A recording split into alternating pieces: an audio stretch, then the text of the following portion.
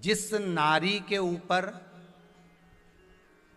पितरों की छाया होती है, घर के बुजुर्गों की, घर के पूर्वजों की छाया होती है, ध्यान देना, वही व्रत श्रेष्ठता से कर पाती है।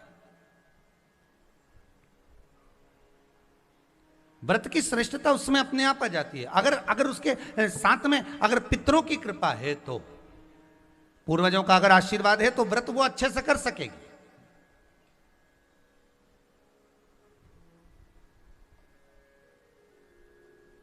और सहज भाषा में समझ लीजिए, बहुत अच्छे से समझना इस बात को, कि मान लो, एक सरल भाषा में आप और अच्छे से समझिए उसको, बहुत अच्छे से,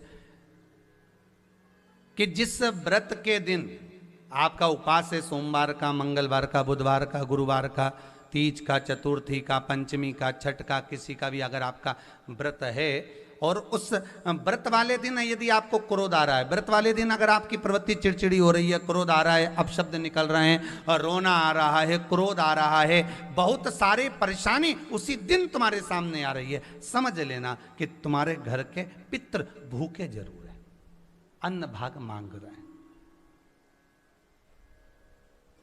एक बात पहले भी कही थी, शायद आपको ध्यान में होगा, रात्रि को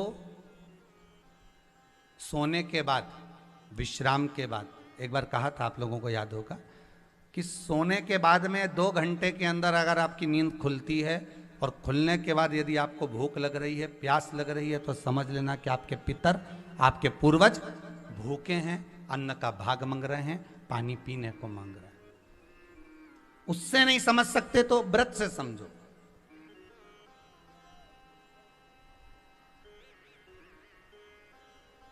व्रत से समझ लो। मान लो आपने व्रत किया और आपकी प्रवृत्ति चिड़चिड़ हो रही है, क्रोध आ रहा है, अपशब्द निकल रहे हैं, ताने निकल रहे हैं, या कोई कुछ कहकर चले गया, और आपकी आंखों में अश्रु भर रहे हैं, आपकी आंखों में आंसू आ रहे हैं, तो वो श्रेष्ठ व्रत नहीं हो सकता, उसमें दुख है।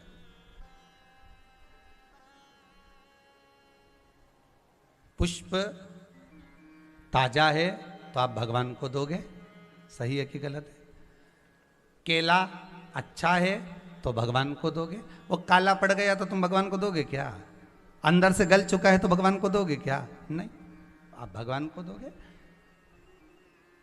कोई फल ताजा है तो आप भगवान को दे दोगे, कोई पुष्प ताजा है, अच्छा है, तो आप भगवान को दोगे। अगर पुष्प मुरझा गया तो भगवान को दोगे क्या? पुष्प बेकार हो गया तो भगवान को दोगे क्या? नहीं। उसी तरह व्रत होता है, उसी तरह हमारा व्रत है।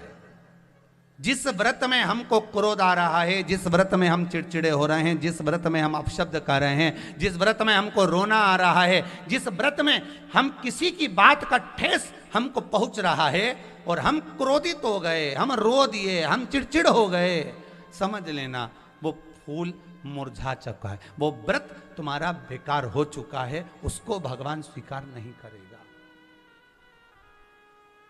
और जिस व्रत में आपके चेहरे पर प्रसन्नता, हम इस व्यासपीठ से कहना चाहेंगे कि जितने भी यजमान यहाँ कथा करवाने आते हैं, जितने भी यजमान यहाँ पहुँचते हैं या ऑनलाइन वहीं से बैठकर पूजन कर कर कथा करवाते हैं, हम उनको भी कहते हैं कि 7 दिन की आपकी शिव महापुराण की कथा है, 5 दिन की आपकी शिव महापुराण की कथा है, 9 दिन की आपकी शिव महापुराण की कथा है। शंकर की कथा, चाहे भागवत कथा हो, चाहे रामायण कथा हो, रामचरितमानस हो, चाहे गीता हो, जिस पुराण को आप बचवा रहे हो, जिस पुराण को आप करवा रहे हो, जो करवाने वाला होता है उसके चेहरे पर स्माइल होना चाहिए, प्रसन्नता होना चाहिए। क्यों?